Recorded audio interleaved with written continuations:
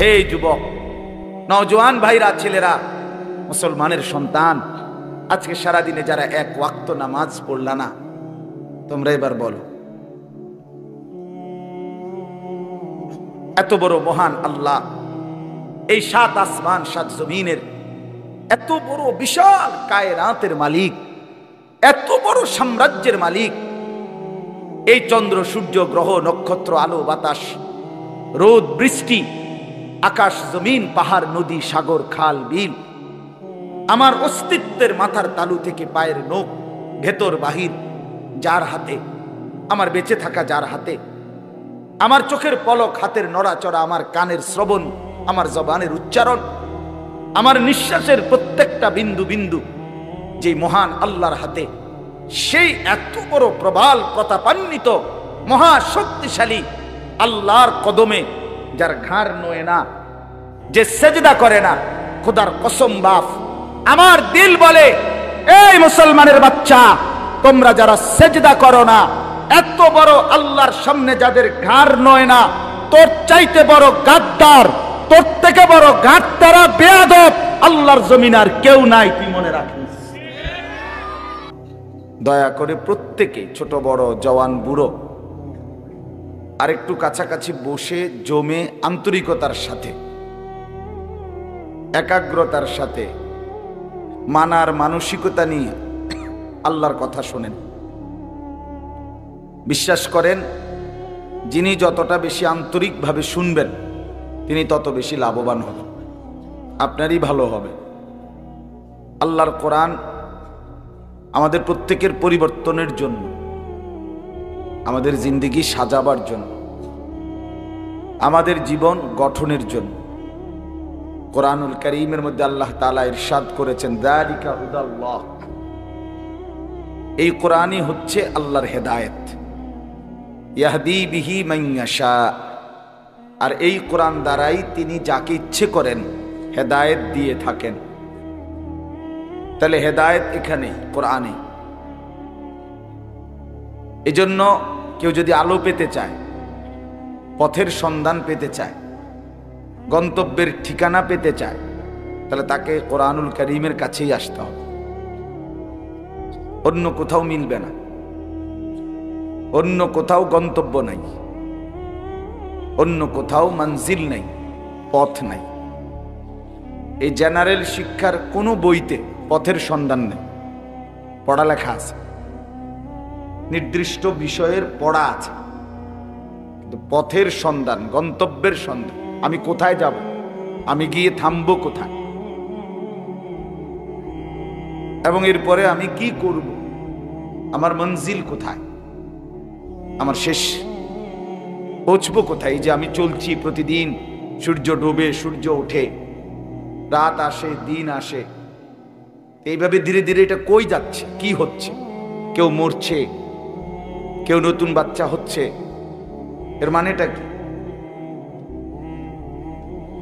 এ কোন দিকে যাচ্ছে, আমি বা যাব কোথায়। এই যে হেদায়েত, এটারই কয় হেদায়েত, পথের সন্ধান, গন্তব্যের ঠিকানা। এটা শুধুই কেবল কোরআনুল কারীমের মধ্যেই আছে, আর কোথাও নাই। বাংলা, অঙ্ক, ইংরেজি, পদার্থ, জীববিজ্ঞান, রসায়ন বিজ্ঞান কোনো বইতেই নেই, ওখানে পড়া আছে। বৈশ্বিক এই দুনিয়ার বিভিন্ন বিষয়ের পড়াশোনা আছে, ভালো কথা। তো আলো, গন্তব্য, রাস্তা, হেদায়েত, পথ, চূড়ান্ত ঠিকানা, এটা শুধুই আল্লাহর কোরআন, শুধুই কোরআন। এজন্য মনে রাখতে হবে, কোরআনুল কারীম থেকে যে জ্ঞান অর্জন করে নাই, বাকি দুনিয়ার সবকিছু পড়ার পরেও সে আলো পায় না। সে সত্য মিথ্যা, ন্যায় অন্যায়, উচিত অনুচিত, ভালো মন্দ, করণীয় বর্জনীয় পার্থক্য করার জন্য যেই মাপকাঠি, সেটা অর্জন করতে পারে না। আর কোনো বই দিয়ে এটা হবে না, পৃথিবীর কোনো বই দিয়ে, পৃথিবীর কোনো গবেষণা দিয়ে কুকুরের গোশত হারাম আর ছাগলের গোশত হালাল, এই পার্থক্য নির্ণয় করার সিস্টেম আর কোথাও নেই। কথা বুঝেন নি? আপনি হিসাব করে দেখেন, আপনি এনে আইনটা দেখেন, এটার দিকে তাকাইয়া দেখেন, একটা কুকুর আর একটা ছাগল সাইজ সমান, সাইজে সমান, দুইটারই সৃষ্টিকর্তা আল্লাহ। কুকুরের সৃষ্টিকর্তা কে? ছাগলের সৃষ্টিকর্তা কে? কুকুরটাকে গোশত রক্ত মাংস যা এগুলো দিছে কে? ছাগলের শরীরে গোশত রক্ত মাংস এগুলো দিছে কে? তাহলে একটা হালাল আর একটা হারাম কেন? কে সিদ্ধান্ত দেবে? তাহলে এটা যদি কোরআন না পড়ে কেউ, সে অন্য কোনখান থেকে, কোন যুক্তিতে এটাও গোশত এটাও গোশত, তা আপনি এটাকে হারাম বলছেন এটাকে হালাল বলছেন, এই পার্থক্য করার জ্ঞান শুধুই কোরআন, শুধুই রাসূলুল্লাহ সাল্লাল্লাহু আলাইহি সাল্লামের সুন্নাহ, এটা ছাড়া কোথাও পাবেন। সুদ কেন হারাম, ব্যবসা কেন হালাল? সুদের মধ্যে আমি লাভ নিছি, 1000 টাকা দিছি, আপনার সাথে কথা, এক সপ্তাহ পরে দিলে আপনি আমার আরো 100 টাকা বাড়ায় দিবেন, আমি লাভ নিলাম 100 টাকা, 1100 টাকা। আপনার কাছে আমি 100 টাকার মাল বিক্রি করছি, আমি মালটা কিনে আনছি 100 টাকা দিয়া, আপনি আমার 110 টাকা দিবেন, আমার 10 টাকা লাভ দিবেন। তো এটাও যেমন লাভ, সুদের এটাও লাভ, আমি তো লাভই নিলাম। তো মাল বেচা লাভ নেয় না, তো তো দুটোটার মধ্যে একটা হারাম একটা হালাল, এমন কাম। আপনি এমনি যুক্তি দিয়ে বুঝাই দেন, মানে এমনি যুক্তি, আল্লাহর হুকুম পরে আগে এমনি কর, কথা বুঝছেন নি? আমার এমনি বলতে পারবেন না, বলেন এটা পদার্থ বিজ্ঞান বইতে লিখছে বা জীববিজ্ঞান বইতে লিখছে এই কথা, অথবা এটা অক্সফোর্ড ইউনিভার্সিটি থেকে এই সিদ্ধান্ত দিছে, অথবা হার্ভার্ড ইউনিভার্সিটি থেকে এটা সিদ্ধান্ত দিছে, অথবা জাতিসংঘের সাধারণ পরিষদের অধিবেশনে এই সিদ্ধান্ত হয়েছে সুদ হারাম ব্যবসা হালাল। আছে এমন কোথাও? নাই। এইটাই বলতে চাইছি, সত্য মিথ্যা, আলো অন্ধকার, ন্যায় অন্যায়, হালাল হারাম, করণীয় বর্জনীয়, উচিত অনুচিত, এই যে সঠিক পথ, এটা শুধুই আল্লাহর কোরআন বলে দেয়, এটা শুধুই রাসূলুল্লাহ সাল্লাল্লাহু আলাইহি সাল্লামের সুন্নাহ, তার হাদিস, তার জিন্দেগি বলে দিবে। এজন্য দোস্ত আমার, বাপ আমার, সবার কাছে অনুরোধ, কোরআন বঞ্চিত মানুষ আলো পায় না। পড়াশোনা জানে অনেক কিছু, ইংরেজিও বলতে পারে, শুদ্ধ কথাও বলতে পারে, ভাত মাছ চাল ডাল কামাই রোজগারি ভদ্রচিত ভাবে উপার্জন করতে পারে, ঠিক আছে, সব ঠিক আছে, কিন্তু আলো, পথ, গন্তব্যের সন্ধান, সত্য মিথ্যা, হক না হক, ন্যায় অন্যায়, পার্থক্যের মাপকাঠি শুধুই কোরআন, শুধুই রাসূলুল্লাহ সাল্লাল্লাহু আলাইহি সাল্লামের সুন্নাহ। এখানে কারো কোনো বুদ্ধি বিবেচনায় সঠিক সিদ্ধান্তে আসতে পারবেন না। একটা ছোট্ট উদাহরণ দেই হাদিস থেকে। আমার ভাই, এই যে যাদের হাতে ধরা এরকম মোবাইল, শুধু হাতে ধরা, এগুলা নামা, আপনাদের ভালো হবে আমি বললাম, হাতে ধরা মোবাইলগুলো নামায় ফেলেন, নামাইয়া আমার দিকে তাকাইয়া শুনেন, আপনার উপকার হবে, আমি বললাম ফায়দা হবে। এই জন্য দয়া করে অনুরোধ করছি, আমি মোবাইলটা নিয়ে ব্যস্ততাটা কমান, আল্লাহর দোহাই।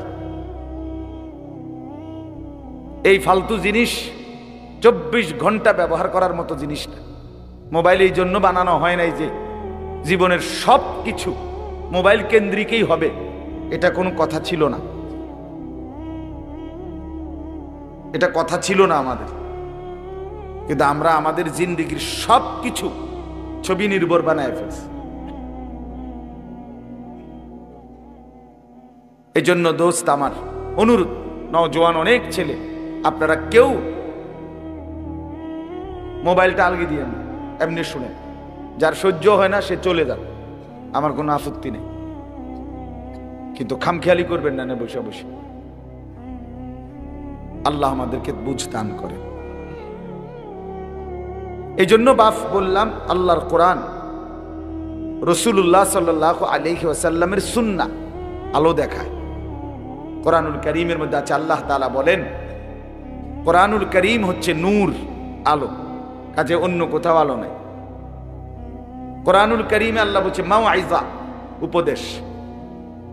কোরআনকে আল্লাহ বলছে বুশরা, সুসংবাদ। কোরআনকে আল্লাহ বলছে হুদান, হেদায়েত। কোরআনকে আল্লাহ তাআলা বলছে বাসায়ের, অন্তর্দৃষ্টি সম্পূর্ণ জ্ঞান। কোরআনকে আল্লাহ তাআলা বলছে শিফাউল লিন্নাস। কোরআন হচ্ছে সমস্ত মানুষের সমস্ত রোগের চিকিৎসা। কোরআনকে আল্লাহ তাআলা বলছে আহসানুল হাদিস, সবচেয়ে সুন্দর কথা। কোরআনকে আল্লাহ বলছে কিতাবান, পরিপূর্ণ গ্রন্থ। কোরআনকে আল্লাহ বলছে মুতাশাবিহান, যার প্রথম কথা শেষ কথা সামঞ্জস্যপূর্ণ, এলোমেলো, উলট পালট, অযৌক্তিক, অবাস্তব কথা নাই। কোরআনকে আল্লাহ বলছে মাসানি। কোরআনুল কারীম হচ্ছে যেটা একবার না, লক্ষবার, কোটিবার, হাজার হাজার কোটি কোটিবার যেটা তেলাওয়াত হয়, পড়া হয়, বারবার বারবার বারবার, এটা কোরআন। কোরআনকে আল্লাহ বলছে হুদাল লিন্নাস, বিশ্ব মানবতার হেদায়েত।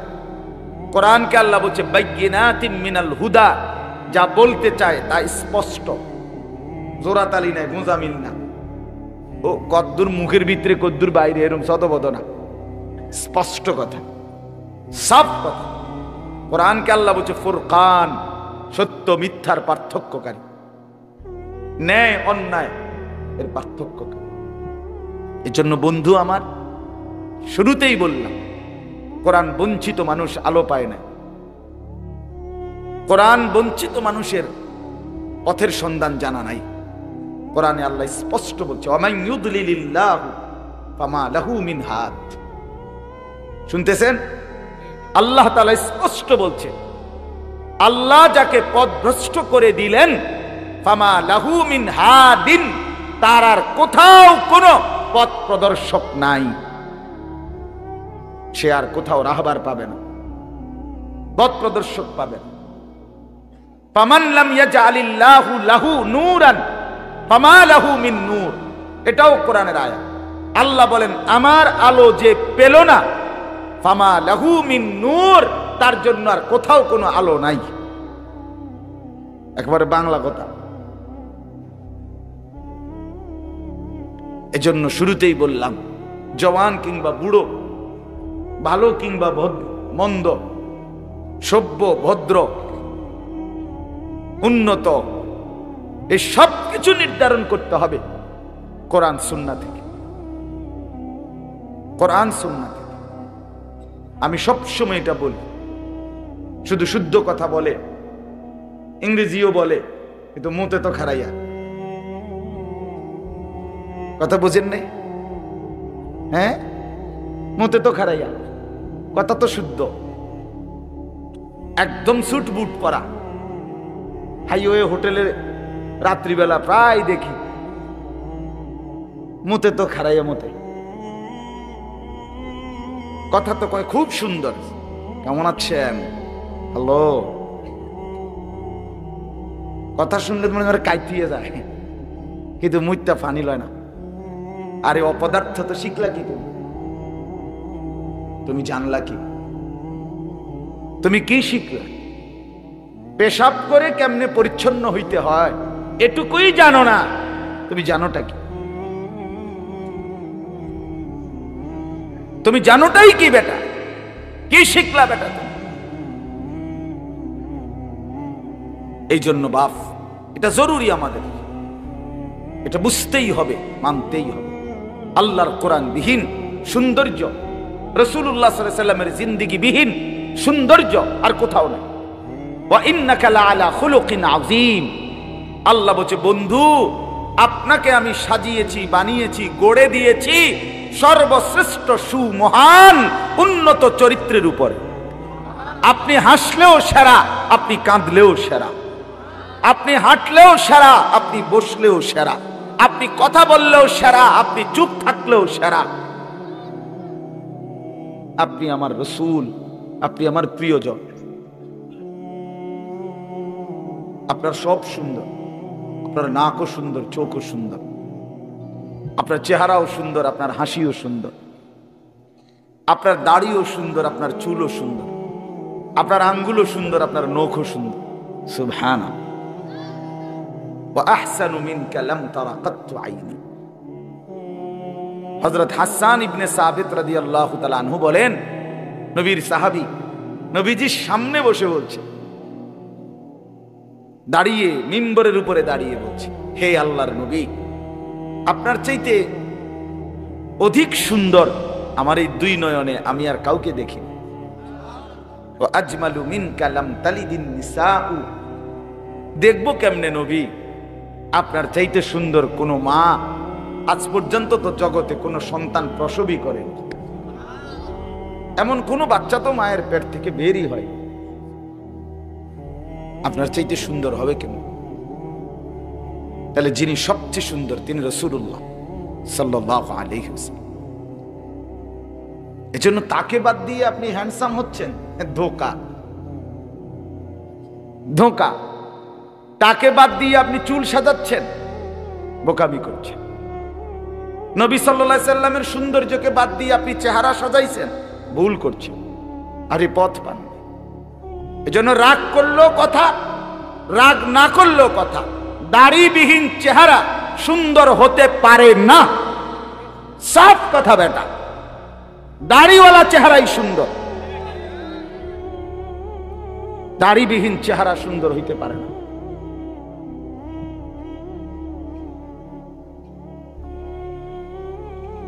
এজন্য এই বিশ্রী চুল তোমাদের যুবক যাদের ডানে বামে, এই পরাজিত চুল, এই গোলামের চুল, যাদের কৃতদাসের চুল, বেঈমানের চুল, এগুলো তোমরা হেরে গেছো। হাইসা উড়াই দিও না, তোমরা ব্যর্থ, তোমরা পরাজিত।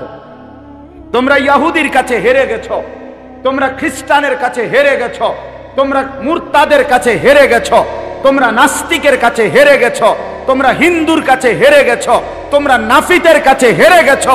আমার মাদ্রাসাগুলোর লক্ষ লক্ষ উস্তাদ ছাত্র আমরা হারি নাই। আমরা রাসূলুল্লাহকে আপন করে চেহারা সাজাইছি, আমরা সাহাবাই কেরামকে আপন করে চুল দাড়ি লেবাস সাজাইছি, আমরা হারি নাই। আলহামদুলিল্লাহ, আলহামদুলিল্লাহ।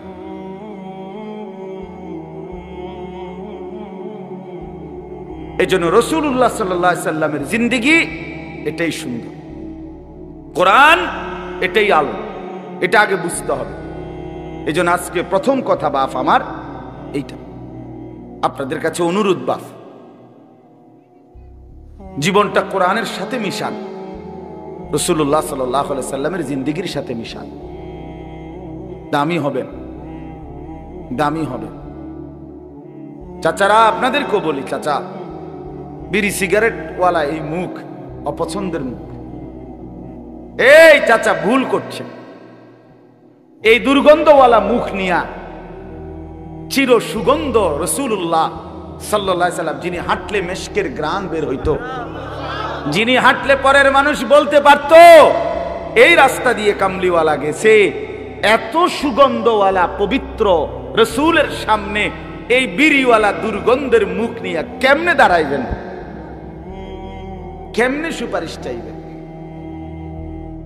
কেমনে হাউজে কাউসারের পানির জন্য যাবেন? কেমনে এই দুর্গন্ধ নিয়া?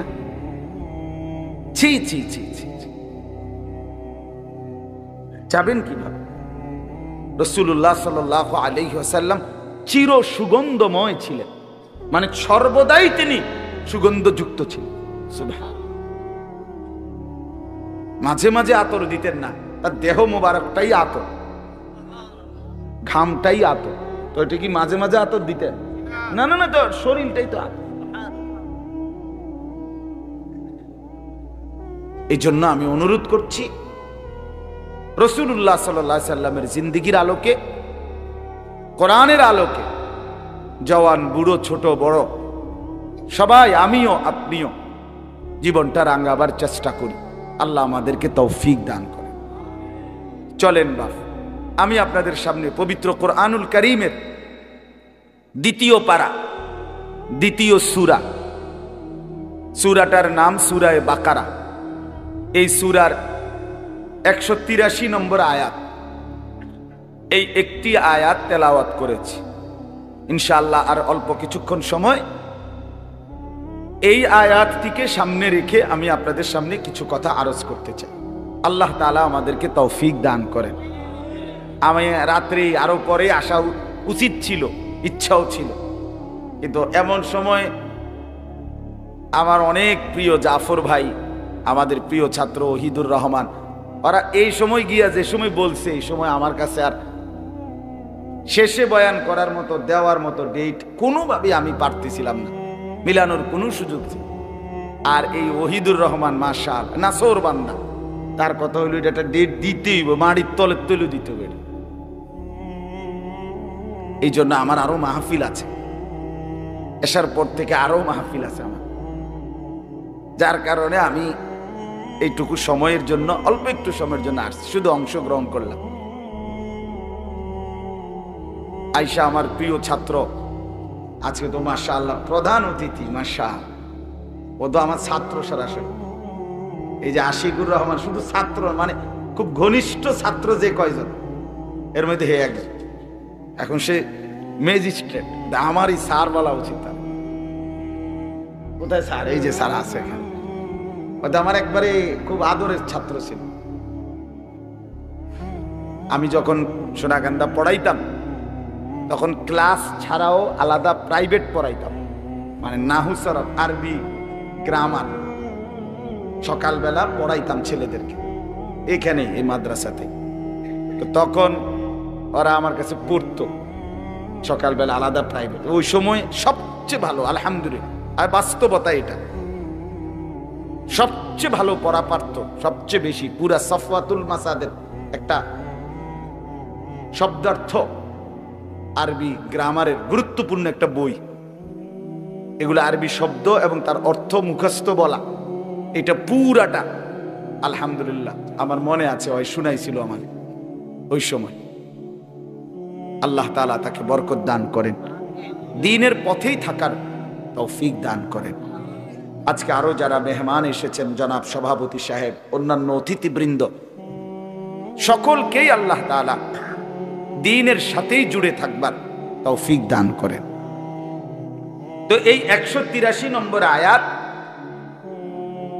সূরা বাকারার, এখানে মোট 5টি আয়াত, 183, 184, 185, 186, 187। এই 5টা আয়াত আমাদের সামনে যেই মাহে রমজান আসতেছে, এই যে এখন সামনে যেই চাঁদটা উঠবে, এটাই রমজান। বলেন আলহামদুলিল্লাহ। লাগবে না আমার আর কিছু নেই। যেই চাঁদ উঠবে সামনে, এটা কি চাঁদ? রমজান। বলেন না কি চাঁদ? মাহে রমজান, শাহরু রমাদান। এই রমজান সম্পর্কিত, রোজা সম্পর্কিত কোরআনুল কারীমের মধ্যে সবচেয়ে বিস্তারিত একসাথে পূর্ণাঙ্গ আলোচনা এই 5টা আয়াতের মধ্যে আছে। সূরা বাকারার 183 থেকে 187 নম্বর পর্যন্ত 5টি আয়াত। এই জন্য আপনাদের কাছে আমার প্রথম অনুরোধ, এখানে অনেক ইমাম সাহেব আছেন আলহামদুলিল্লাহ, আমাদের ছাত্র এহসান, আমগো ছাত্র আরো আছে, ওই যে মিসবাহুদ্দিন, মাশাআল্লাহ। তো সবাই মিলে আমরা প্রত্যেক মসজিদে, আমরা অবশ্যই আমাদের দায়িত্ব, আমরা যেন এই 5 আয়াতের সংক্ষিপ্ত তর্জমা এবং তার সাথে সংক্ষিপ্ত ব্যাখ্যা, কমপক্ষে তাফসিরে মাআরিফুল কোরআনে যে কদ্দুর আছে, এ কদ্দুর হইলেও চলবে, এদ্দুরও আমরা যেন প্রত্যেকটা মুসল্লিকে একবারে ধরে ধরে যেন শুনাই।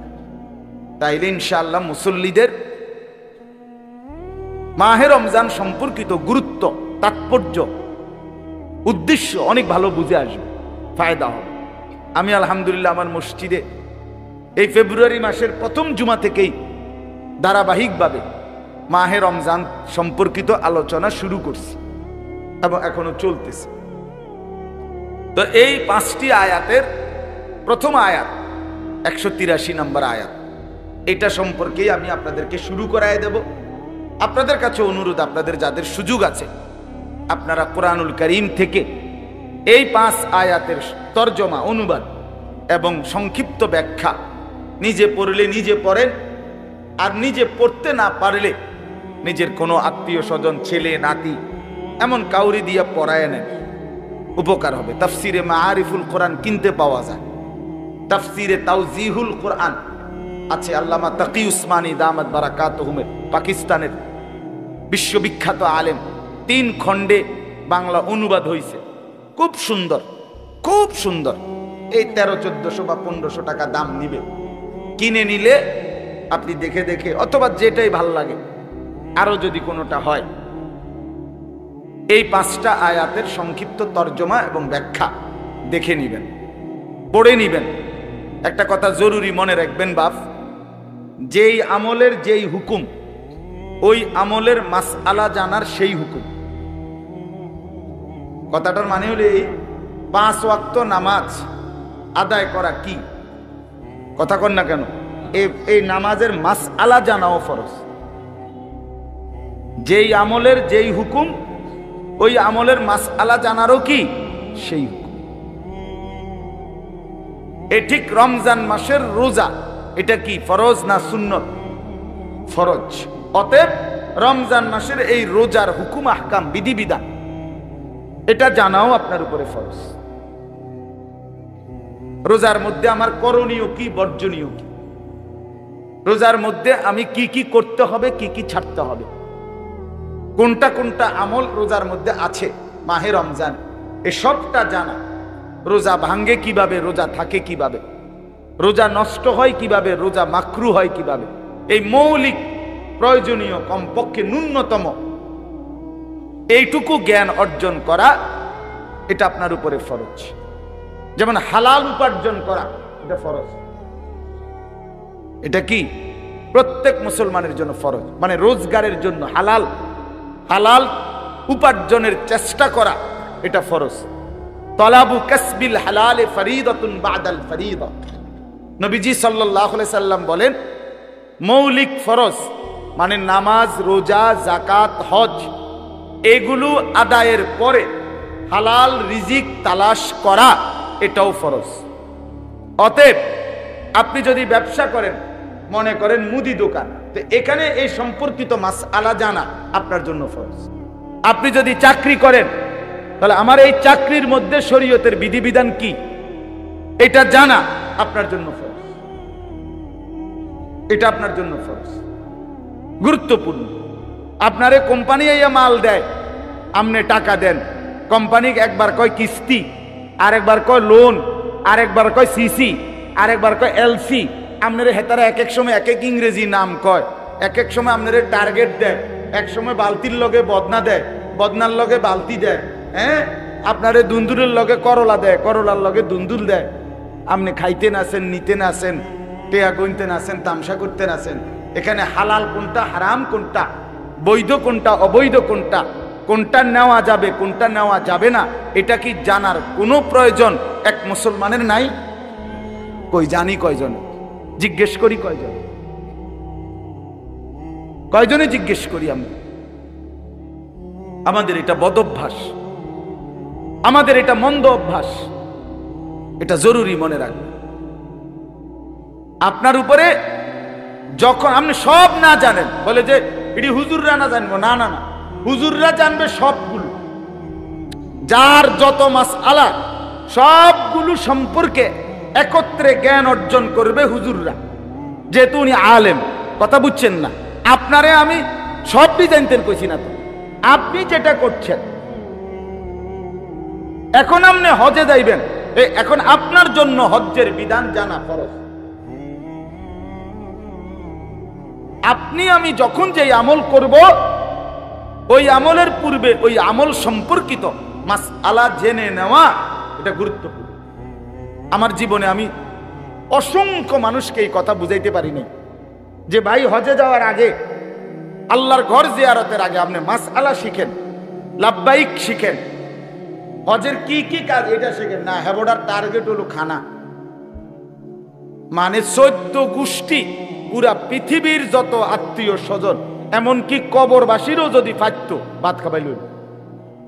শুধু টার্গেট একটাই, যে আমি যে হজে যাইতেছি এটা জানার যেন একটা লোক বাকি না থাকে, যেন কেউ যেন অজানা না থাকে, যেন সবাই জানে।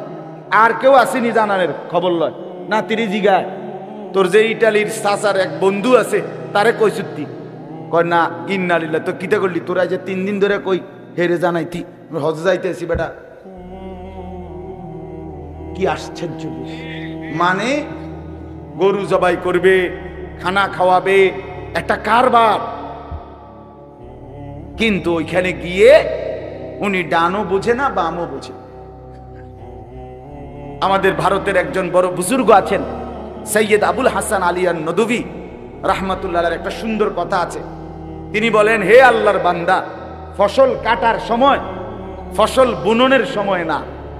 অর্থাৎ 10টা ক্ষেত, এখানে মনে করেন 9 জন কৃষক গত 2 মাস আগে ধান বুনছে, আজকে 1.5-2 মাস 3 মাসের মাথায় আইসা তারা এখন ধান কাটবে। তাদের ধান বড় হইছে, সবুজ হইছে, হলুদ হইছে, পাকছে। এনে একজনের ক্ষেত, এবার আরো একটা ক্ষেত আছে। ওই সবাই যখন কাশি নিয়ে ধান কাটতে যাচ্ছে, উনিও কাশি লইয়া আড়া ধরছে। কি আপনি কই যান? ধান কাটমু। কত ধান লাগাইছেন নি আপনি? না লাগাইছি না। তো কত কই যান? কত সবাই যা হইলে আমি যাই।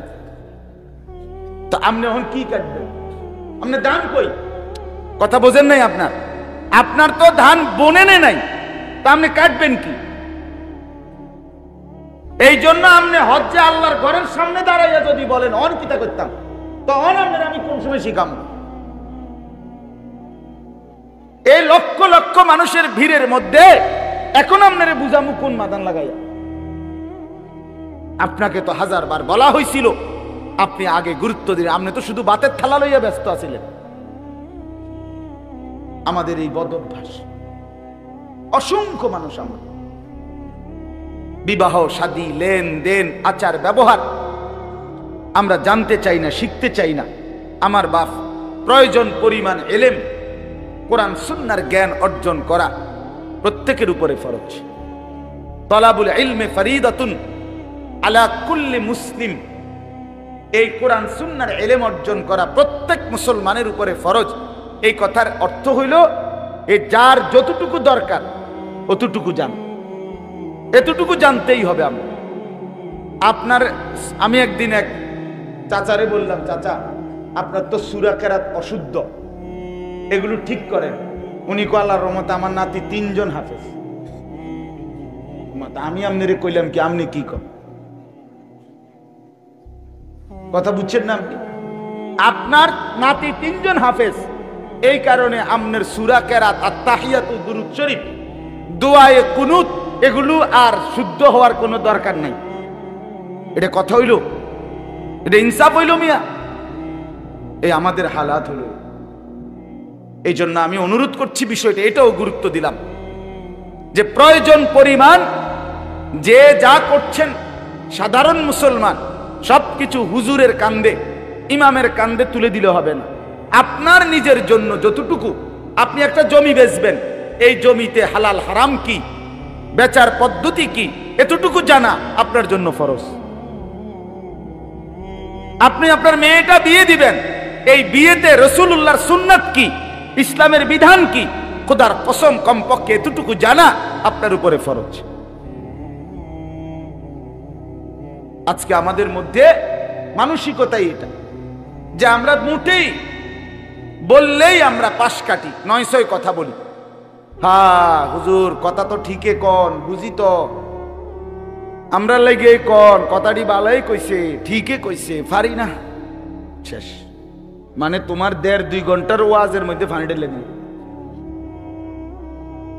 তোমার আজকে 2 বছরের মসজিদের ওয়াজের উপরে কি করে দিল? ওরা এক কথায় ফানি ঢেলে দিল, শেষ। পারি না, পারি না করলে তো শেষ। এই যে খামখেয়ালি, এটা ঠিক না।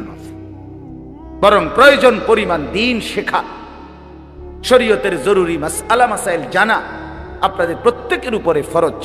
আল্লাহ তাআলা এই কথাটা আমাদেরকে বুঝার তৌফিক দান করেন।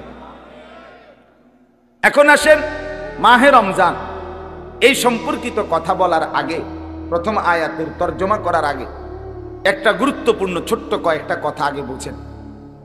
সেটা হলো বাপ, আমরা যারা এখানে বসছি, আমাদের প্রত্যেকের এই যে হায়াত, জীবন, আমরা যে বেঁচে আছি, আমাদের এই হায়াত, প্রথম কথা হলো মনে রাখতে হবে আমাদের এই হায়াত ওয়ান ওয়ে। ওয়ান ওয়ে মানে হলো একমুখী রাস্তা, একমুখী চলাচল। যেই রাস্তায় 4 লেনের রাস্তায় নিয়ম হলো মাঝখান দিয়ে ডিভাইডার আছে, দুই পাশে রাস্তা, এদিক দিয়ে আপনি যাচ্ছেন, আপনি আর এদিক দিয়া পিছাই থাকতেন না, পারবেন না, আপনাকে শুধু সামনেই যেতে হবে।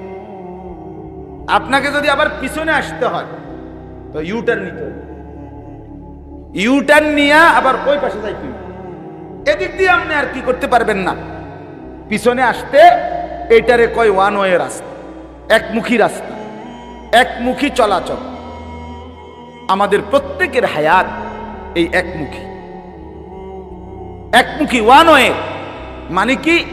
মানে হলো এই যে এখান থেকে ওইখানে, ছোট কিংবা বড়, নারী কিংবা পুরুষ, যুবক কিংবা বৃদ্ধ, শিক্ষিত কিংবা অশিক্ষিত, আমরা প্রত্যেকেই ওয়ান ওয়ে। আমাদেরকে হায়াত সামনের দিকেই যেতে হবে। আমরা 1 সেকেন্ডের জন্য কেউ আর কোনোদিন পিছনের দিকে ফিরে আসতে পারবো না। পারবেন কিনা বলেন? আজকের দুপুর, যেই দুপুরটা চলে গেছে আমাদের থেকে, বলেন আল্লাহকে সাক্ষী রেখে দিল থেকে বুঝে থাকলে বলেন, আজকের এই দুপুর বেলায়, এই ওই সময়টায় আর কেউ এখানে আমি আপনি ফেরত যেতে পারবো? কেউ পারবেন? ও এই ইউটার্ন নিলে এইটাই বুঝে। ওই রাস্তায় 4 লাইনের রাস্তায় ইউটার্ন আছে দুনিয়ার ওই রাস্তায়, কিন্তু হায়াতের এই রাস্তায় ইউটার্নও নাই। এটার ঘুরে আসারও সুযোগ নাই, এটার অন্য দিক দিয়ে আসারও সুযোগ নাই, কোনোভাবেই না। যুবক কিংবা বৃদ্ধ, এই নওজোয়ান, খোদার কসম বন্ধু, তোমাকে সামনেই যেতে হবে। হয় তুমি আর কিছুদিন হায়াত পাবে, আর নয়তো কবরে চলে যাবে। হয়তো যুবক বৃদ্ধ হবে, হয়তো বৃদ্ধ বাবা আর কিছুদিন হায়াত পাবেন। কিন্তু আপনাকে স্বীকার করেন আর নাই করেন, বুঝেন কিংবা না বুঝেন, গ্রহণ করেন আর বর্জন করেন, কাজে লাগান কিংবা নষ্ট করেন, হাসেন কিংবা কাঁদেন, মরে আপনাকে যেতেই হবে, আপনাকে চলেই যেতে হবে। আপনি চোখ বন্ধ রাখলেও মরে যাবেন, চোখ খোলা রাখলেও মরে যাবেন। আপনি যদি হাসতে থাকেন তবুও মরে যাবেন, আপনি যদি কাঁদতে থাকেন মরে যাবেন। জীবনে যে কোনোদিন দুঃখ দেখে নাই সেও মরে যাবে, জীবনে যে কোনোদিন সুখ দেখে নাই সেও মরে যাবে, সেও মরে যাবে। যুবক, তুমি যদি বুঝো তাইলেও হায়াত শেষ হবে, তুমি না বুঝিলেও হায়াত শেষ হবে, কাজে লাগাইলেও হায়াত শেষ হবে, কাজে না লাগাইলেও হায়াত শেষ হবে। আল ওয়াক্তু সাইফুন কাতিউন, ইমাম শাফি রাহমাতুল্লাহ বলছে, সময় হলো কর্তনকারী ধারালো তরবারির মতো। হয় তুমি তাকে কাটবা, না সে তোমাকে কাটবে। হয় তুমি তাকে ধইরা কাজে লাগাইবা, নয়তো সে তোমার উপরে দিয়ে কাটতে কাটতে পার হয়ে যাবে। তোমারে সোয়াত রাইখা সময় 6 ঘন্টা চলে যাবে, তোমারে ফালতু আড্ডার মধ্যে রাইখা সময় সকাল গড়িয়ে দুপুর হয়ে যাবে, চলেই যাবে, চলেই যাবে। তুমি গ্রহণ করো আর বর্জন করো। আমাদের হায়াত চলমান, আমরা কবরের যাত্রী, আমাদেরকে ফিরতেই হবে সেই গন্তব্যে। এটাকে অস্বীকার করার, অ্যাভয়েড করার, পাশ কাটাবার দোস্ত আমার কোনো সুযোগ নেই। আছে কি কোনো সুযোগ? বলেন না, কোনো সুযোগ আছে? আচ্ছা, তাহলে এই কথাটা বুঝলেন। এরপরে আসেন আরেকটা কথা। ইমাম ইবনু রজব হাম্বলি রাহমাতুল্লাহ আলাইহি, উনি ওনার কিতাবে বলছেন, প্রত্যেকটা দিন যখন শুরু হয়, সকালবেলা নতুন একটা দিনের সূচনা হয়, তখন ওই দিনটা পৃথিবীবাসীকে ডাক দেয়। রাতটাও যখন শুরু হয়, সন্ধ্যা, তো রাতও ডাক দেয়। প্রতিটা দিন সকালবেলা ভোরে এই পৃথিবীবাসীকে ডাক দিয়ে বলে, হে আল্লাহর বান্দারা, শোনো, আমি একবারের জন্যই পৃথিবীতে এসেছি, খোদার কসম আল্লাহর বান্দারা, আমি আর আসবো না। আমি আর কোনোদিন আসবো না, তোমরা আমারে নষ্ট করো না, কদর করো।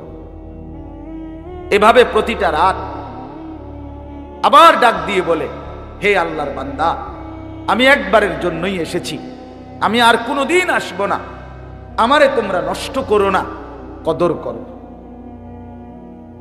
আমার বাপ এরপরে কিতাবে লিখছে, দিনটা যখন শেষ হইতে লাগে, সন্ধ্যা হয়, মনে করেন আসরের পর হয়ে গেছে, মাগরিবের আগ টাইমে সূর্য ডুবে যাবে কিনা, কথা বলেন না, দিনটা শেষ হবে কিনা, ঠিক এই টাইমে আইসা দিন অথবা রাত শেষ হইতে যায় যখন, তখন আবার অসংখ্য আল্লাহর বান্দাকে ডেকে ডেকে বলে, হে আল্লাহর বান্দা, আমি তো চলে যাচ্ছি রে, আমি তো আর কোনোদিন আসবো না, আমি তো তোকে সেই সকালে বলেছি আমি আর কোনোদিন আসবো না, এখন তো আমি সন্ধ্যা হচ্ছে চলে যাচ্ছি, হায় আল্লাহর বান্দা, তুমি কি আমারে বিনা আমলে, বিনা সেজদায়, আখিরাতের বিনা সংগ্রহে এমনিতেই ছেড়ে দিবা? আমি তো আর আসবো না। এই আল্লাহর বান্দা, ফজর, জোহর, আসর 3 ওয়াক্ত নামাজ চলে গেছে, একটা সেজদাও দিলা না, আমি এমনিতেই চলে যেতাম,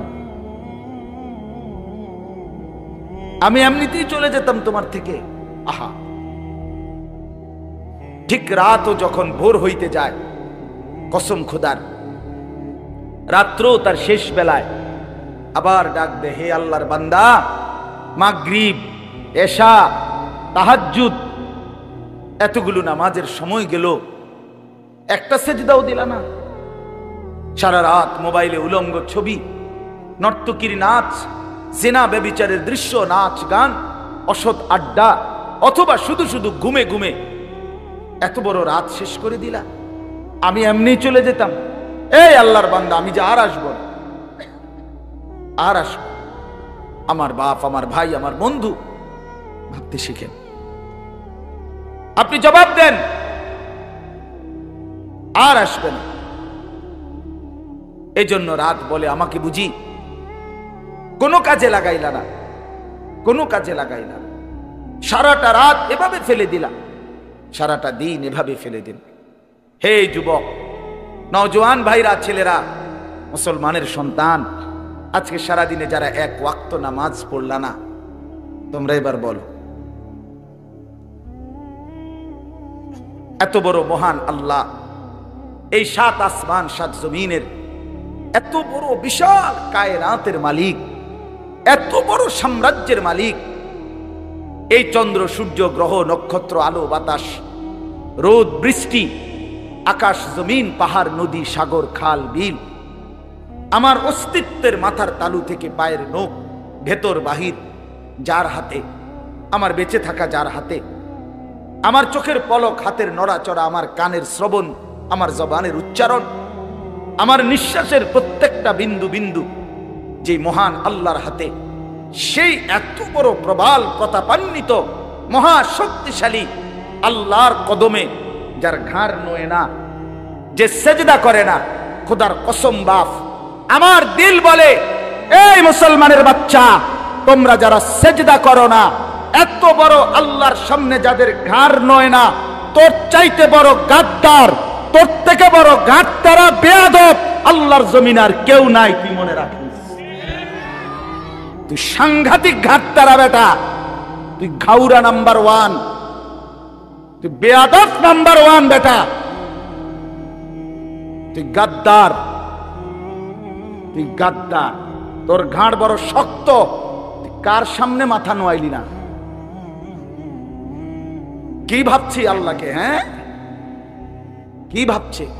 আপনাদের যাদের ছেলে নামাজ পড়ে না, ওই অসভ্য জানোয়াররে বলেন, তুই কার লগে গাদ্দারামি করো? আপনাদের যাদের মেয়ে নামাজ পড়ে না, স্ত্রী নামাজ পড়ে না, ওই হাইওয়ানকে বলেন, কার সামনে তুমি তেড়ামি করছো? এটা মেম্বার, এটা চেয়ারম্যান, এটা এমপি মন্ত্রী, এটা আহকামুল হাকিমিন। আমার সাফ কথা বন্ধু, আমি পরিষ্কার বললাম, যুবক ভাই, ছেলেরা, নওজোয়ান, তোমাদের যাদের ঘাড় নোয়ে না, 5 ওয়াক্ত নামাজের সেজদা দাও না, বিশ্বাস কর আমার নাম আনিসুর রহমান, কবরে যাওয়ার পরে তোমার ঘাটটা ছাইয়া ফেরেশতা একটা বাড়ি দিব ত্রাম করে। মনে রাখ, বলবে তোর ঘাড় বড় শক্ত ছিল, তোর ঘাড় ভাঙ্গা দিলাম। তুমি খামখেয়ালি মনে করো না, খামখেয়ালি মনে করো না। কার সাথে নাফরমানি করছেন? ওমা কাদারুল্লাহ হাক্কা কদরিহ, রব্বুল আলামিন বলে বান্দা তোমরা তো আমাকে মোটেই কদর করতে পারলা না। লাহু মা ফিস সামাওয়াতি ওয়া মা ফিল আরদ, আল্লাহ বলে বান্দা জানো কি তুমি আমি কে? 7 আসমান সবটা আমার, 7 জমিন সবটা আমার। ওয়া মা বাইনাহুমা, আসমান ও জমিনের মাঝখানে যা তাও আমার। ওয়া মা তাহতাস সারা, 7 তবক জমিনের নিচে যা তাও আমার। আফসোস করতে হবে, এই বাপ আফসোস করতে হবে, খোদার কসম আফসোস করবেন আমিও আপনি। যে সেজদাগুলো ছুটে গেছে এর জন্য আফসোস করতে হবে। যে মিথ্যা অন্যায় দুর্নীতি, যে চুরি ডাকাতি জিনা ব্যভিচার সুদ ঘুষ, যুবক তোমরা যারা দিবা নিশি উলঙ্গ ছবি আর নর্তকীর নাচ আর এই চুলের বাহার আর প্যান্টের বাহার আর অসৎ নারীর পিছনে আড্ডা, এর পিছনেই জিন্দিগি নষ্ট করছো, হায়াতের এই সুন্দর সময়গুলো শেষ করে দিচ্ছ। খোদার কসম বন্ধু, আমি যদি আর কোনোদিন বলতে নাও পারি, একবারই বললাম আফসোস করব, আফসোস করতে হবে। হাসরের ময়দানে প্রত্যেকটা নাফরমান পাপী শত শতবার আফসোস করবে, কোটি কোটি বার আফসোস করবে। রুবামা ইয়াওয়াদ্দুল্লাযীনা কাফারু লাউ কানু মুসলিমিন, আল্লাহ বলে সমস্ত কাফির মুশরিক বেঈমান হাসরের ময়দানে আকাঙ্ক্ষা করবে, আফসোস করবে, লাউ কানু মুসলিমিন, হায় যদি মুসলমান হতাম। আল্লাহ বলেন ওয়াজিআ ইয়াউমা ইদিন বিজাহান্নাম, হাসরের ময়দানে কোটি কোটি মানুষের সামনে আমার লক্ষ কোটি ফেরেশতারা জাহান্নামটাকে টেনে আনবে। আল্লাহ বলে জাহান্নামের দিকে যখন তাকাবে গোটা হাসরবাসী, ইয়াউমা ইদিন ইয়াতাযাক্কারুল ইনসান, প্রত্যেকটা মানুষ তার পিছনের জিন্দেগির সব কথা মনে পড়বে। ওয়া আন্না লাহুদ যিকরা, আল্লাহ বলে বান্দা কিন্তু সেদিন মনে পড়ে বলো না কি লাভ হবে, কি লাভ হবে। ইয়াকুলু ইয়া লাইতানি কদ্দামতু লিহায়াতি, এ শুনেন কতগুলো ইয়া লাইতানি, শুনেন ইয়া লাইতানি মানে হলো হায় যদি। কোরআনের একটা শব্দ নাফরমান পাপীর জবানে, প্রত্যেকটা নাফরমানের জবানে হাসরের ময়দানে উচ্চারিত হবে এই শব্দটা ইয়া লাইতানি। কি বলেন? ইয়া লাইতানি বলেন, বলেন ইয়া লাইতানি, আবার বলেন, আবার বলেন ইয়া লাইতানি মানে হলো হায় যদি, হায় যদি, হায় যদি। নাফরমান বলবে ইয়া লাইতানি কদ্দামতু লিহায়াতি, হায় যদি দুনিয়ার হায়াত থাকতে আজকের আখিরাতের জন্য কিছু নেকি পাঠাইতাম। ইয়া লাইতানি লাম উতা কিতাবিয়া, হায় যদি আজকে হাসরের ময়দানে আমল নামা আমার হাতে না দিত। ইয়া লাইতাহা কানাতিল কাদিয়া, হায় আজকে হাসরের ময়দানে হায় যদি মৃত্যু আমাকে শেষ করে দিত। ইয়া লাইতানি কুনতু মাআহুম ফাআফুযা ফাওজান আযীমা, হায় যদি আমি নেককারদের সঙ্গী হতাম তাইলে আজকে আমিও তো কামিয়াব হয়ে যেতাম। ইয়া লাইতানা আতানাল্লাহ ওয়া আতানার রাসূলা, হায় যদি আল্লাহ এবং তার রাসূলের আনুগত্য করতাম। ইয়া লাইতানি ইত্তাখাযতু মা'আর রাসূলি সাবিলা, হায় যদি রসুলের পথ ধরতাম, ইয়া লাইতানি লাম আত্তাখিজ ফুলানান খলিলা, হায় যদি অসৎ দুষ্ট মন্দ লোকদেরকে বন্ধু না বানাইতাম, ইয়া লাইতানি লাম উশরিক বিরব্বি আহাদা, হায় যদি কাফের মুশরিকদের মতো শিরিক না করতাম, আল্লাহর সাথে শরিক না করতাম। অনেকগুলো বললাম না, এগুলো সব কোরআনের আয়াত। হায় যদি, এই লক্ষ কোটি বার আফসোসের পরে কি লাভ হবে? বলেন না চাচা, কি লাভ হবে? ওয়ায়ুদাউনা ইলাস সুজুদি ফালা ইস্তাতিউন, কোরআনুল কারীমে আল্লাহ বলে নাফরমান হাসরের ময়দানে ফেরেশতা তোকে বলবে, বেঈমান তোর এতগুলো সেজদা ছুটে গেছে, আজকে ময়দানের মধ্যে এটা দে। ওয়ায়ুদাউনা ইলাস সুজুদ, ডাকা হবে সেজদার জন্য।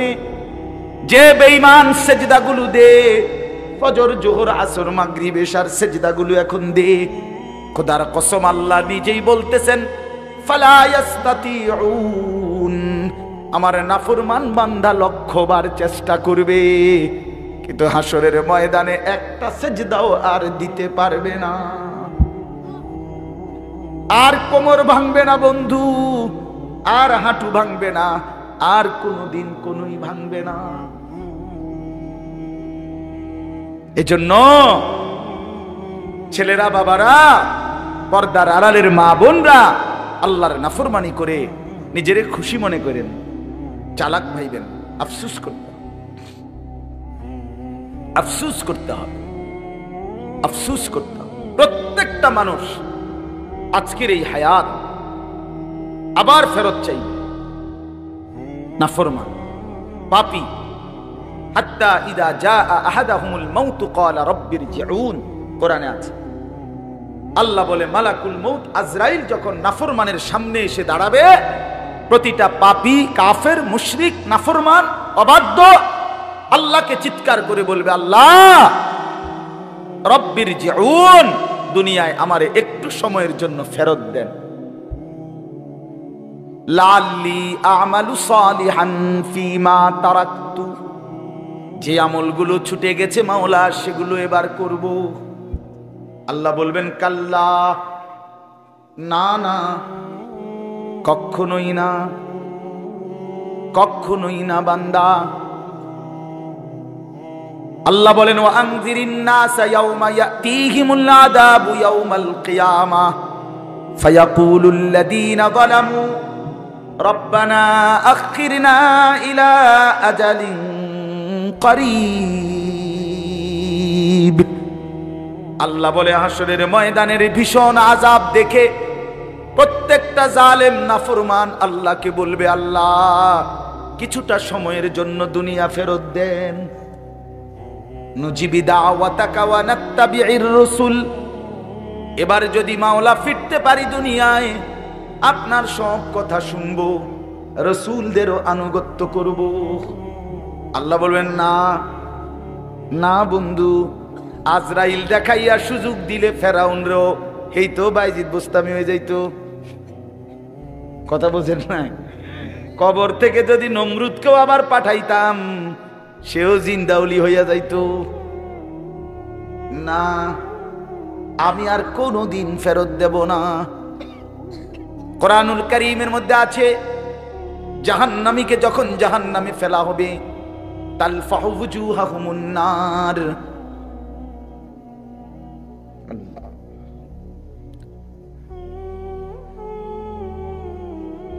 দুনিয়ার কড়াইয়ের তেলের মধ্যে তেল যখন ভীষণ গরম হয়, তেলাপিয়া মাছ, কই মাছ যেমনে চাপ দিয়া দিয়া ভাজি করে, আল্লাহর কোরআনে আল্লাহ বলেন নাফরমান জাহান্নামের আগুনে তোর চেহারার গাল এক পিঠ ওপিঠ এপিঠ করে এমন ভীষণ ভাবে চাপ দিয়ে দিয়ে আগুনে পোড়ানো হবে। অহুম ফিহা কালিহুন, জাহান্নামীর চেহারাটা তখন ভীষণ কুৎসিত কালো হয়ে যাবে। আল্লাহ বলে জাহান্নামী নাফরমান জাহান্নামের আগুনে উলট পালট হওয়া অবস্থায় আল্লাহকে ডাক দিয়ে বলবে, আল্লাহ এতটা কষ্ট আমি আর সইতে পারছি না, আমারে মৃত্যু দিয়ে দেন। কোরআনুল কারীমে আল্লাহ বলেন, লা ইউকদা আলাইহিম ফায়ামুতু, আল্লাহ বলবে না নাফরমান, কোটি বছরেও আর কোনোদিন, অনন্তকালের জন্য এখানে আর কোনো মৃত্যুর ফয়সালা নাই, আর কোনোদিন মরতে পারবা না। বন্ধু, এগুলো কোরআনের আয়াত, আমি কিন্তু গল্প বলছি না। তুমি যদি নাও বোঝো, আমি কিন্তু আল্লাহর কোরআন থেকেই বলছি। এবারে নাফরমান জাহান্নামী আল্লাহকে বলবে, আল্লাহ যদি মৃত্যু নাই দেন, এতটা ভীষণ আযাব তো আমি সইতে পারছি না, আপনি আমারে আযাব একটু হালকা করে দেন, একটু বিরতি দেন। 24টা ঘন্টায় আধা ঘন্টা সময় 10টা মিনিটের জন্য আমার একটু বিশ্রাম দেন, আমি তো মাওলা আর পারছি না রে মাওলা, এতটা ভীষণ আগুন তো আমি আর সইতে পারছি না, আমারে একটা সপ্তাহে 1 ঘন্টা কমপক্ষে বিশ্রাম দেন। রব্বুল আলামিন কোরআনে বলেন, ওয়ালা ইউখাফফাফু মিন আযাবিহা, না নাফরমান 1 সেকেন্ডের জন্য আর আযাব হালকা হবে না। এরপরে নাফরমান আবার বলবে, এই 3 নম্বরে আবার বলবে জাহান্নামী আল্লাহকে বলবে, আল্লাহ মৃত্যু চাইলাম দিলেন না, একটু বিরতি চাইলাম এটাও দিলেন না, তাইলে আবার আগের কথা, মাওলা রব্বানা আখরিজনা নামাল সালিহান গায়রাল্লাযী কুন্না না'মাল। এবার 3 নম্বরে জাহান্নামী আবার বলবে, আল্লাহ মৃত্যুও দিলেন না, বিশ্রামও দিলেন না, তাইলে আমারে একটাবার দয়া করে আবার দুনিয়ায় আবার যেতে দেন, আমি সবগুলো নেক আমল করব, দেন না মাওলা সুযোগটা একটাবার। এই হায়াত চাইবে বন্ধু, এই রাত ফেরত চাইবা, এই দিন ফেরত চাইবা। তখন আল্লাহ 2টা কথা জাহান্নামীকে বলবে, 2টা কথা। আওয়ালাম নুআম্মিরকুম মা ইয়াতাযাক্কারু ফীহি মান তাযাক্কারা, আল্লাহ বলেন 1 নম্বরে আল্লাহ জাহান্নামীকে বলবে, নাফরমান হায়াত কেন ভিক্ষা চাচ্ছ, আমি তো রব্বুল আলামিন আমল করার মতো হায়াত দিয়েই তোমারে কবরে এনেছি, আমি কি সুযোগ দেই নাই?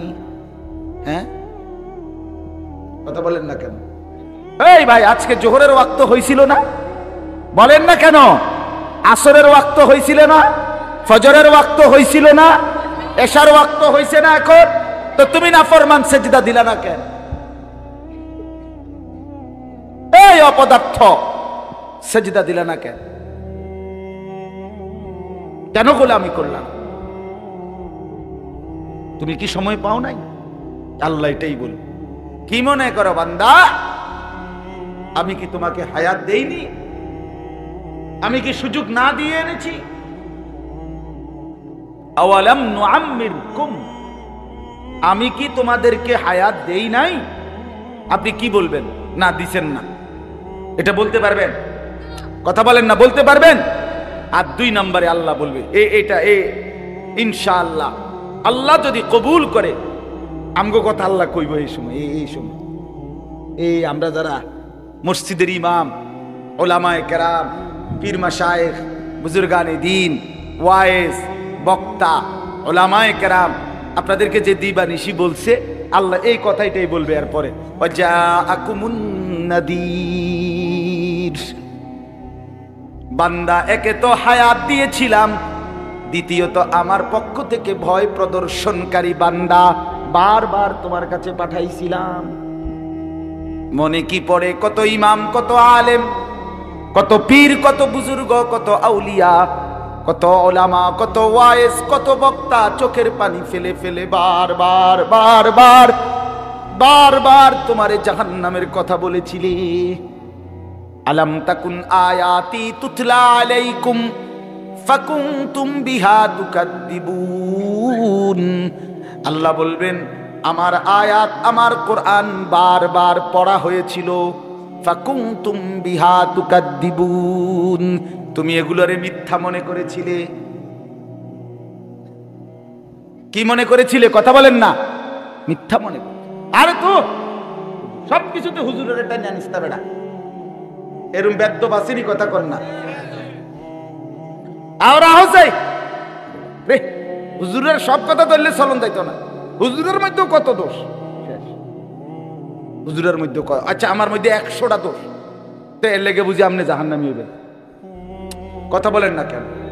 আরেক কথা বলেন, মনে করেন আমি অ্যাক্সিডেন্টে আমার মাথাটা ফেটে গেছে, এর লেগে বুঝি আমি গাড়ির তলে মাথা দিয়ে লেগে, এটা কি কোন? আমি ধরে নিলাম আমার 100টা দোষ, আমার 1000টা দোষ, আপনার অসুবিধা কিনা? আপনি এটা বলে ছেড়ে দিচ্ছেন কেন? আর হোসাই হুজুররা যত কয় এত না, ওইটার সময় মাইক পাইলে কেডা কি আর না কয়নি? কেমন বেয়াদব, চিন্তা করছেন? কি কি কইলা বেটা, কি বললা বেটা? এটা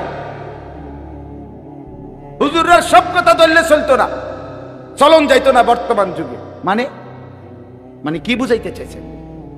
কি বলতে চাচ্ছেন আপনি? হুজুররা সব কথা ধরলে, হুজুরের কথা ধরতে আপনারে কইছি না আপনার 14 গোষ্ঠীরে বলছি? আপনি হুজুরের কথা ধরবেন কেন? আপনি আল্লাহর কথা না ধরতে কইছি? কথা বলেন না কেন? জবানে না হুজুরের কথা কার? তো আপনি ওইগুলোর আপনার হুজুরের কথা নিয়ে ধরতে কইছি। আমি কি আমার ব্যক্তিগত কথা ধরতে বলছি আপনাকে? আমার একটা ব্যক্তিগত কথা কই, তাহলে আপনারা এটা হবো হুজুরের কথা, তাইলে এটা আপনারা মানবেন কিনা কর।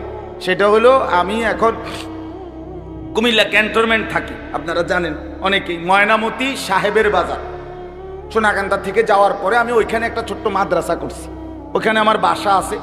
তো কুমিল্লা ক্যান্টনমেন্ট একটা একেবারে ক্যান্টনমেন্টের মাঝখানে, ওইখানে একটা ময়নামতি, ওইখানে গুমতি টাওয়ার আছে, বড় বিরাট মার্কেট আর কি। এটার নিচতলায় আন্ডারগ্রাউন্ডে মাছ তরকারি বেচে, বিশাল এরিয়া নিয়া। তাহলে এখন আমি প্রত্যেক দিন ওইখান থেকে নিয়মিত মাছ তরকারি কিনি, আজকেও কিনছি তরকারি। তো কাজে আমার কথা হইল, আপনারা প্রত্যেকেই কালকে থেকে সবাই এখান থেকে গিয়া ওই ময়নামতি ক্যান্টনমেন্ট গুমতি টাওয়ারের থেকে মাছ তরকারি কিনবেন, বলেন ইনশাআল্লাহ? কি রে বেটা, এইটা না আমার কথা। এইটা যদি আমি বলতাম তাহলে না আপনি কইতেন ওমা কি আপনি কি বেকুবনি কি তারে, তাহলে আমরা সিরকেল বাজার কিটটা ভরে রয়েছে। আমি আপনার কথা মতো বুঝি ক্যান্টনমেন্ট যাইতাম তরকারি, আমরা দেশে বাজারের অভাব করছি। কথা বলেন না, ঠিক কিনা বলেন না কেন? এইটা না হুজুরের ব্যক্তিগত কথা, আপনাকে সেটা মানতে বলছি। আমি যেন থেকে মুদি মাল কিনি, চাল তেল তেল ডাল আপনার ওইতে কিনতে গেছি, তাহলে আমার কথা কোন? ইমাম সাহেবের কথা কোনটা? যে ইমামের কথা না, আপনি কি বলে ফেলে দিলেন? কেন খামখেয়ালি করলেন? বাপ 60 বছর বয়স্ক মুরব্বী, আজও কেন বিড়ি সিগারেট খান? লজ্জা আসবে কোন দিন? এই চাচা, 60 বছর পরেও এখনো চা দোকানে বসে নর্তকীর ছবি দেখেন, রঙিন টেলিভিশনে নাচ গান দেখেন। আরে চাচা, আপনি মরবেন কোন দিন? আপনার হায়া শরম আসবে কোন দিন? আপনি মরতেন না?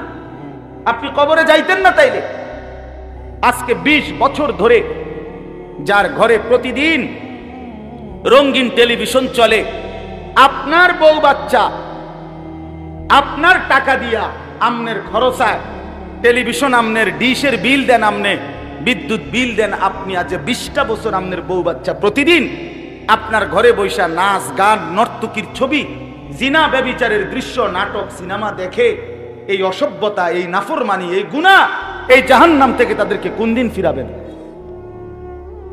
কোনদিন সময় হবে না। না, জিন্দিগি মানে কিতা? ফাঙ্গাস আর তেলাপিয়া না কিতা? তো কি? হ্যাঁ, জীবন মানে কি? এই ফাঙ্গাস, তেলাপিয়ার, ফার্মের মুরকা, কক মুরকা, ফুলকপি, ফাতাকপি, দন্যা পাতা, কাঁচা মরিচ, খিরা, টমাটো, করলা, দুন্দুল, আর কিতা? এইটুকু এই জীবন, এই সফলতা। 3 ছেলে বিদেশ, 4টা মেয়ে বিয়ে দিছেন, বাড়িতে একটা বিল্ডিং করছেন, 4টা রুম, ভিতরে দুইটা বাথরুম, বাথরুমটি শুদ্ধ টাইলস। সুবহানাল্লাহ। কপাল, আমাদের বংশের কপাল। আরে বাবা, কপাল আমাদের, বুঝেন নাই কথাটা? এই জিন্দেগি শেষ। এক মুসলমান আমাদের হায়াতের এই 60 বছরের আমাদের জিন্দেগির সারাংশ এইটাই, এই কথাইগুলো। তা আখিরাত কোথায়? কবর কোথায়? এই বাপ, মাটির উপরে যদি এই ঘরটা আপনার হয়, এই ঘর আপনি সাজাইলেন, তো মাটির নিচে আরেকটা যে ঘর আছে সেটা তো আপনারই। বলেন সেটা কে সাজাবে? মাটির উপরের ঘর সাজাইছেন আপনি, তো মাটির নিচের ঘর কবর সাজাবে কে? আপনাকে সাজাইতে হবে না? আমার জ্যাঠা ওই দিন মঙ্গলবার দিন আমার জ্যাঠা মারা গেছে, আমার আপন জ্যাঠা, ফজরের ওয়াক্তে। তা আমি জোহরের নামাজ, আমার বাড়ি লাকসাম নাঙ্গলকোট, আমি জ্যাঠার জানাজা পড়াইছি। তো জানাজার আগে আমাদের পারিবারিক কবরস্থানে যেখানে কবর খুঁড়ছে জ্যাঠার, এই কবরটা আমি দেখছি বাপ। আমার জীবনে এই প্রথম মনে হয় আমি এত মনোযোগ দিয়া প্রায় 20-25 মিনিট নীরবে দাঁড়ায় দাঁড়াইয়া খালি কবরটা, তখনও লাশ রাখে নাই, তাকায় তাকায় দেখছি অনেকক্ষণ, খুব দিল দিয়া চাইছি। খোদার কসম, হঠাৎ আমার কাছে মনে হইছে কবরের ওই মাটি আমারে যেন বলতেছে, আনিস তোর জ্যাঠা আলী আক্কাস রে বানাইবার জন্য আমি এখান থেকে একটু মাটি দিছিলাম, আজ আমার মাটি আমি ফেরত নিলাম। অফিহা নুঈদুকুম, আজ আমার মাটি আমি ফেরত নিলাম। আমার বন্ধু, এটাই বাস্তব। আল্লাহ যেন বলছিলেন মাটিকে, কল্পনা করেন, আল্লাহ যেন বলছে মাটিকে, মাটি আনিসরে বানাবো, কুদুর মাটি দে। তো মাটি বলছে, ঠিক আছে মাওলা নেন, তবে আমার মাটি আবার আমারে ফেরত দিন। তো মাটির মানুষ মাটিতেই আবার ফেরত দিয়ে দিল। এই জন্য শেষ পর্যন্ত কিন্তু এখানেই ফিরে যেতে হবে। আমার এই কথাটা বলার অর্থ হলো, আমি মাহে রমজানের উপরে বিস্তারিত আলোচনা আপনাদের ইমাম সাহেবরা করবে, যার যার মসজিদের। আমি শুধু এই উৎসাহটার জন্য যে হায়াতটাকে দামি বানানো, জীবনটাকে কাজে লাগানো, এটা যদি কারো, এই কথা আমার শেষ উপসংহার, আমরা যদি এটা বুঝে থাকি এতক্ষণের এই কথার দ্বারা, আমার এই চিৎকার চেঁচামেচি দ্বারা যদি এই কথাটা বুঝেন কোরআন সুন্নাহর আলোকে, যে আমার এই হায়াত আর ফিরবে না। ফিরবে বাপ? বলেন না, কথা শেষ করে দিচ্ছি, বলেন না আর ফিরবে আমাদের হায়াত? অতএব আমরা যদি এটা বুঝে থাকি, তাহলে এটাই বোঝা উচিত আমাদের পরিবর্তন দরকার। দরকার কিনা বলেন? আমাদের বদলানো দরকার। যুবক, তোমাদের বদলানো দরকার। মুরব্বী চাচা, আপনাদের বদলানো দরকার। ঘরের মা বোনদের বদলানো দরকার। যে যেই গুনার উপরে পড়ে আছেন, এটা ত্যাগ করা দরকার। নেক আমল বাড়ানো দরকার। কবরের পুঁজি, আখেরাতের পুঁজি একদম অল্প। এই মসজিদে টিয়া 10,000 দিছেন, এইটা দিয়ে বুঝি এত লম্বা আখেরাত পার হয়ে যাবে? কি তো এই ইমাম সাহেব রে এহসানের রেটে 100 দিয়া আপনি বুঝিয়ে ব্যস্ত যাবেন গা? এটা হেতের বাপের সম্পত্তি। আপনি কি তা কর, কি বলতে চাইতেছেন? এত সহজ? আখেরাত একদম মামুর বাড়ি। হ্যাঁ, হাসরের মাঠ কি মামার বাড়ি? আপনি কি ভাবছেন? এটা কি ভাবছেন? কি মনে করছেন? বা খোদার কসম, এই কোরআন সাক্ষী, হযরত ইব্রাহিমের মতো নবী হাসরের মাঠের ভয়ে অঝরে কাঁদছেন। আম্বিয়ারা যেখানে কাঁদে, আপনি সেখানে সেটাকে কামখেয়ালি মনে করবেন কেন? বলেন। এই জন্য আমি আপনাদের কাছে অনুরোধ করছি, আজ জোর করে বলছি, বাবারা, মুরব্বীরা, জওয়ানরা, আপনারা প্রত্যেকেই যদি বুঝে থাকেন আমাদের হায়াতের কদর করা দরকার, কবরের জন্য, আখেরাতের জন্য। আমরা কবরের যাত্রী, আমরা আখেরাতের যাত্রী। আমরা ওইখানেই যেতে হবে, ওইখানেই আমাদের মূল লাভ লোকসান, ওইখানেই সফলতা ব্যর্থতা, ওইখানেই মূল প্রাপ্তি। কাজে ওইটা যদি বুঝি, তাহলে আমাদের জীবনটা দামি বানানো, আখেরাতটা দামি বানানো, জীবনটা পরিবর্তন করা, নতুন করে সাজিয়ে তোলার একটা সুবর্ণ উত্তম মোক্ষম একটা সুযোগ মাহে রমজান। এই কথাটা কনে লেগে গেছে, একটা বড় সুযোগ একদম সামনে। এই মুহূর্তে দিল দিয়া আল্লাহর কাছে চান, কলিজার সবটুকু দিয়া, এই মাওলা এত কাছে আইনা বঞ্চিত করিয়েন না মাওলা, ওয়াবাল্লিগনা রমাদান, আল্লাহ এত কাছে আইনা বঞ্চিত করিয়েন, মাহরুম করবেন না, মাহরুম করবেন না, মাহরুম করবেন না। রমজান পর্যন্ত হায়াত ভিক্ষা চান, আর রমজান মাসটাকে সামনে নিয়ে নিজের জীবন পরিবর্তন করার সিদ্ধান্ত নেন। 5 ওয়াক্ত নামাজ, রাত্রিবেলার 20 রাকাত পূর্ণ তারাবি, ইফতার সাহরি, কোরআনুল কারীমের তেলাওয়াত, রাত গভীরে তাহাজ্জুদ নামাজ, রমজানের শেষ দশকের এতেকাফ, সারাটা দিন কালেমা, ইস্তিগফার এবং দোয়া, কান্নাকাটি, অর্থাৎ কমপক্ষে যেন একটা মাস আপনার চলা ফেরা উঠা বসা দ্বারা বোঝা যায় আপনি অন্য কিছুর প্রস্তুতি নিচ্ছেন। এটা যেন আপনার কথাবার্তা দ্বারা বোঝা যায়, চলাফেরা দ্বারা বোঝা যায়। আপনি দুনিয়াবি ব্যস্ততা কমান, আর সমস্ত গুনাহ হারাম বর্জন করেন। আল্লাহ তাআলা বলছেন, এই শেষ কথাটা শুনেন, আল্লাহ বলছে, বান্দা তোমার জান্নাতের জন্য, সফলতার জন্য 2টা জিনিস দরকার, একটা হলো ঈমান আর একটা হলো তাকওয়া। আল্লাহ বলে, ইয়া আইয়ুহাল্লাযীনা আমানু, হে ঈমানদারগণ, তার মানে তোমাদের ঈমান আমি গ্রহণ করলাম, এই জন্য তোমাদেরকে ঈমানদার বলে ডাক দিলাম, আলহামদুলিল্লাহ। এবার আল্লাহ বলে, তোমার আর একটা জিনিস লাগবে, সেটা হলো তাকওয়া। আর এটা কি লাগবে? তাকওয়া। তাকওয়া হলো ভিসা, ঈমান হলো পাসপোর্ট। ঈমান কি? তাকওয়া হলো ভিসা। তো আল্লাহ তাআলা বলেন, মাঝখানে একটা প্রেসক্রিপশন দিলাম, কুতিবা আলাইকুমুস সিয়াম কামা কুতিবা আলাল্লাযীনা মিন ক্বাবলিকুম। একটা মাসের জন্য একটা প্রেসক্রিপশন তোমার উপরে রোজা ফরজ করা হলো, এই একটা মাস। দেখেন, খেয়াল করেন, আল্লাহ বলে তোমার ঈমানের পাসপোর্ট আছে, তুমি মুসলমান, তুমি মুমিন, কাজে পাসপোর্ট রেডি।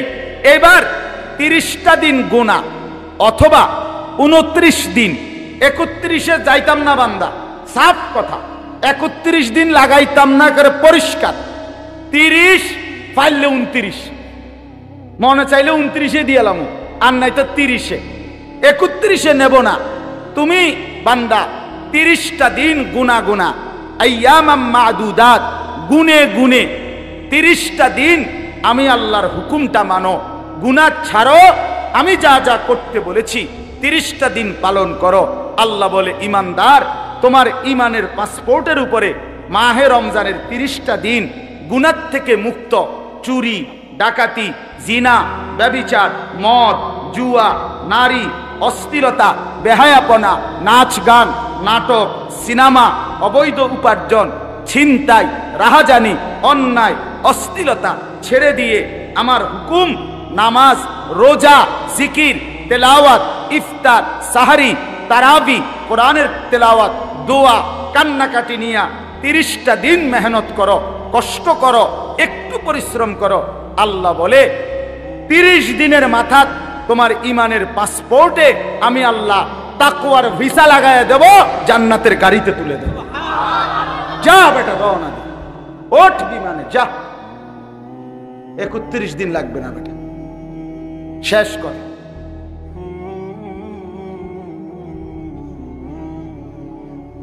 এই জন্য আপনার, আমরা প্রত্যেকেই এটা গুরুত্বপূর্ণ, এই মাহে রমজানকে কদর করেন, কষ্ট করেন, ইনশাআল্লাহ 30 দিনে আল্লাহ মুত্তাকি বানায় দিবে। আর মুত্তাকি হলে জান্নাতি, উইদ্দাত লিল মুত্তাকিন।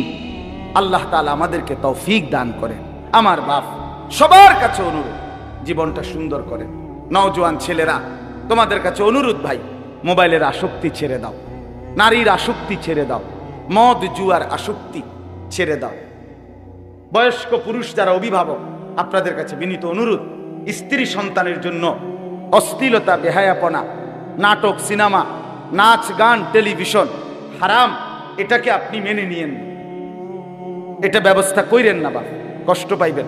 আমার এই শেষ হাদিসটা শোনেন। রাসূলুল্লাহ সাল্লাল্লাহু আলাইহি সাল্লাম বলেন, 3 শ্রেণীর মানুষের জন্য জান্নাত হারাম। সালাসাতুন হারামাল্লাহু আলাইহিমুল জান্নাহ, 3 শ্রেণীর জন্য জান্নাত হারাম। একটু মনোযোগ দিয়ে শুনেন। 1, মুদমিনু খামরিন, প্রথম হলো মদখোর, নেশাখোর। এই নেশা করে যে মদ, জুয়া, গাঁজা, ফেন্সিডিল, ইয়াবা, গাঁজাখোর, মদখোর, নেশাখোর, ফুট্টাখোর, বাবাখোর, ডাইলখোর, ইয়াবাখোর, এই হারামির জন্য জান্নাত হারাম। 2 নাম্বার, আকুল ওয়ালিদাইন, পিতা মাতার অবাধ্য সন্তান। পিতা মাতারে যে কষ্ট দেয়, মা বাপকে যে কষ্ট দেয়, মা বাবার বিরুদ্ধাচরণ যে করে, মা বাবাকে যে যন্ত্রণা দেয়, কসম খোদার, রাসূল বলছে এই নাফরমান সন্তানের জন্য জান্নাত হারাম। 3 নাম্বার, এই শেষ আপনারা সবাই শুনেন, ওয়াদাইয়ুস, দাইয়ুসের জন্য জান্নাত হারাম। এখন দাইয়ুস কে? আল্লাযী ইউকিররু আহলাহু আল খুবুসা। নবীজি বলেছেন যে তার স্ত্রী সন্তান পরিবারের জন্য নাপাকি, অশ্লীলতা, গুনাহ, নাফরমানি মেনে নিচ্ছে। আমনে যে আমনের বেডি, আমনের জিফুতের লাগা আজ 10টা বছরের টেলিভিশনের ব্যবস্থা করে দিছেন, আমনে বিদ্যুৎ বিল দেন, আমনে ডিশের বিল দেন, আমনের ঘরে বৈশা আমনের সম্মতিতে বউ বাচ্চা নাচ গান নর্তকীর ছবি দেখে, নাটক সিনেমা দেখে, আমনে কেমনে বেহেশতে যাইবেন? এই দাইয়ুস হইয়া আমনে বুঝ করে লইয়েন, আমনে বুঝ করে, যার যেমনি সুবিধা জান্নাতে যাইয়েন, আমার কোনো অসুবিধা নেই, সবাই চেষ্টা করি। আল্লাহ তাআলা আমাদেরকে মাফ করে দেন। নিজেরা প্রত্যেকে ঈমান আমলের সাথে থাকবেন, চলবেন।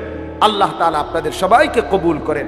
যেই সোশ্যাল ওয়েলফেয়ার অ্যাসোসিয়েশন, আল্লাহ তাআলা কবুল করেন, ভালো কাজ করার তৌফিক দান করেন।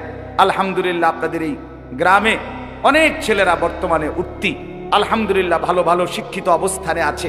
আল্লাহ তাআলা প্রত্যেকটা ছেলেকে, মেয়েকে, সকলকে আল্লাহ কবুল আর মনসুর করেন। আমিন। সুবহানাল্লাহি ওয়া বিহামদিহি।